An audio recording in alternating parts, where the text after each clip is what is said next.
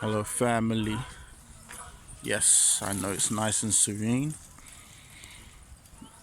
Just want to talk about all the things that have been happening, you know, in regards to our somewhat wonderful world.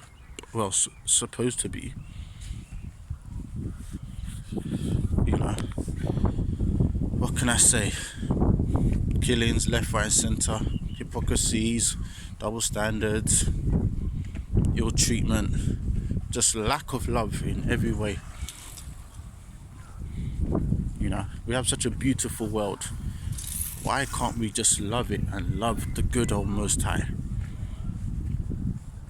Why do we have to see innocent lives being taken? Why do we have to see people getting retribution? Why do we have to see people staining their hands just to appease their short-term ego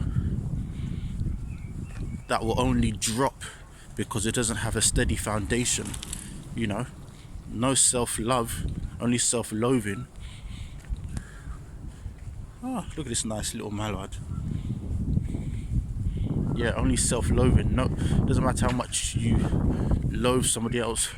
If you're still hating yourself all the more, then you really need to consider taking a jump. A real big, monumental jump.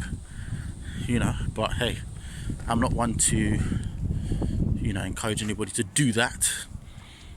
But I'm here to give life. But everyone, we've got to come together.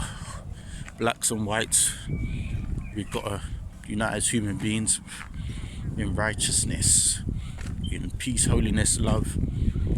We still have identities, whatever that may be, in whatever capacity. We can still be who we are, but we feel like, when we try to be who we are, it's like there's always this, encroachment. Everyone encroaching on each other or trying to force their beliefs on others, trying to make other people live their way or trying to rid others of their identity. Which there's nothing wrong with having an identity. Your identity is basically a makeup of your morals, your experiences, your perception, of height and depths of life itself. There's nothing wrong with that. You can still worship the Most High and still have your identity in place.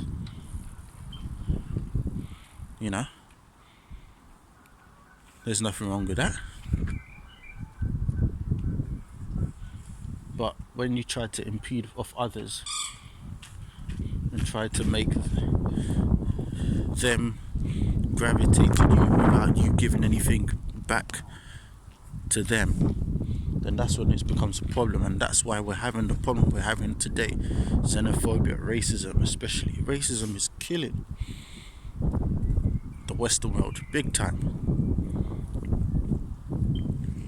Well, I want to say it's killing it, but it's killing people at the lower level, mainly people of colour. Oh, look at that nice shoot. Killing mainly people of colour.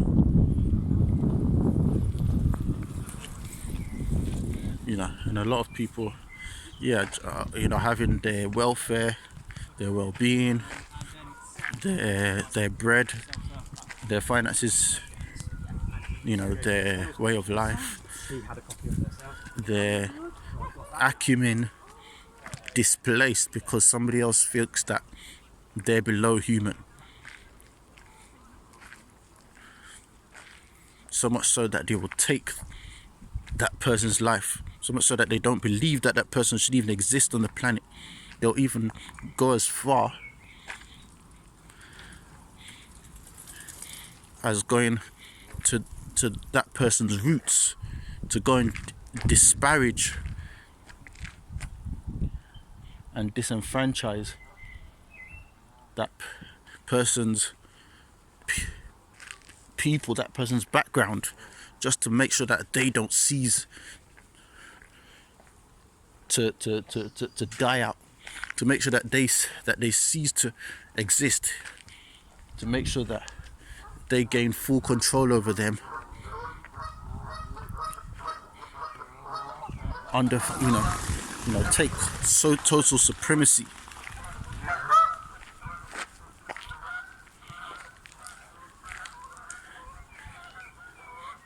Of this world. But let me tell you something, it doesn't matter what color you are, there's only one supreme being, and he's up there in the heaven of heavens,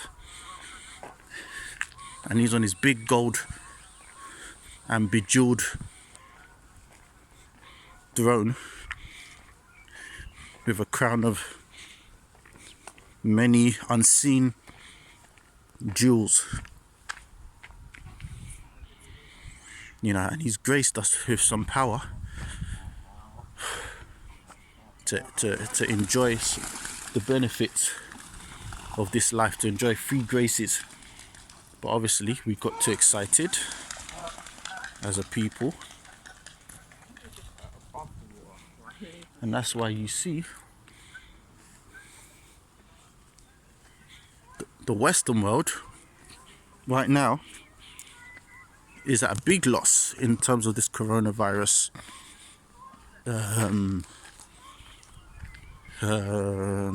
mortality rate. You see the countries that are meant to be at the top, USA, Italy, the UK, Spain, France. These are the countries that are getting mashed left, right and center. Even China, where it originated, it should be widespread through their population being so intensive. But, the good Lord himself is showing us that, yep, we don't have the answers. He's showing us that he's made our wisdom foolish, our knowledge to be as good as stupidity, and our understanding to be as good as dumbfoundedness. We don't have all the answers, unless the Most High wants us to have.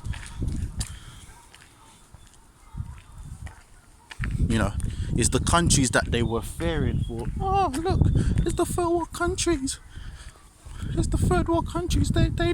We need to go down there and test them. We need to go out there and, pet them and do all the whatever.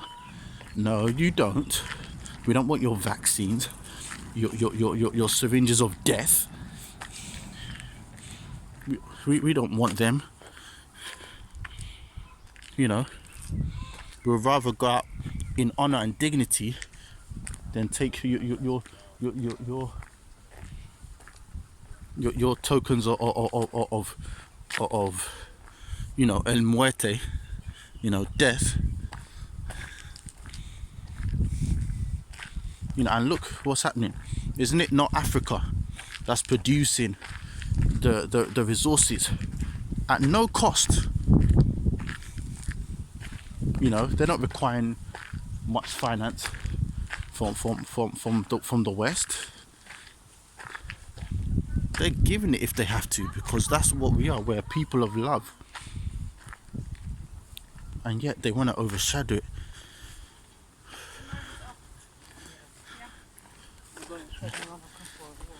They want to downplay it. They want to make it seem like it's something futile. They don't even want to praise it unless we keep pushing it out there, but they'll keep pushing the narratives of wickedness, like us being chased out of China, being deemed, foreigners, being made slaves in our own nations. The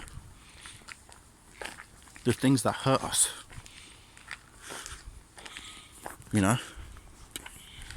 These are the things they want to push. They want to make everyone feel sorry for us and not revere us, because they want to be supreme. Well, no more. You know, guys, may our brother George Floyd rest in peace. And I pray that the good Lord takes his soul, you know, so that no more devils, you know, either in this world or in the world beyond, will rejoice over his life. He suffered he suffered too much in the space of 7 minutes. 7 minutes of pure you know, 7 minutes of sacrifice. Turning somebody into human sacrifice. That's what it is. 7 minutes of hell, 7 minutes of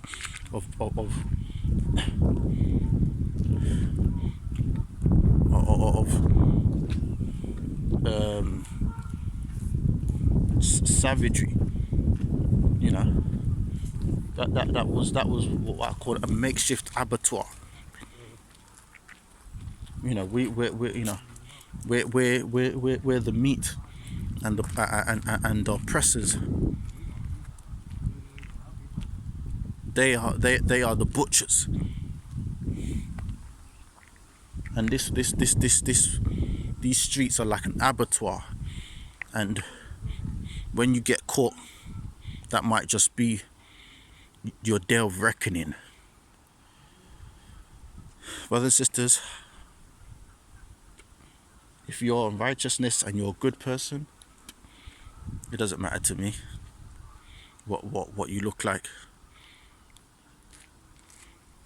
Real black people, we're about peace and love. We love people so much. We even love people more than ourselves. Yeah. So when people say we're black supremacists, and we've got a knack for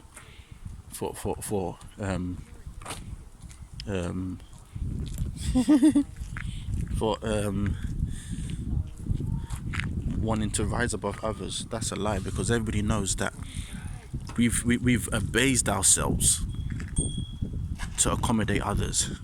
We've put ourselves, our pride, below even the soil, you know, at the expense of our own blood, just to, you know, exonerate others. You know, we don't know why, but we just do. So calling black supremacists, calling us black supremacists, but yet not calling out racists or evildoers or oppressors of anyone that's innocent. If you're not calling them out, then you are a borderline devil.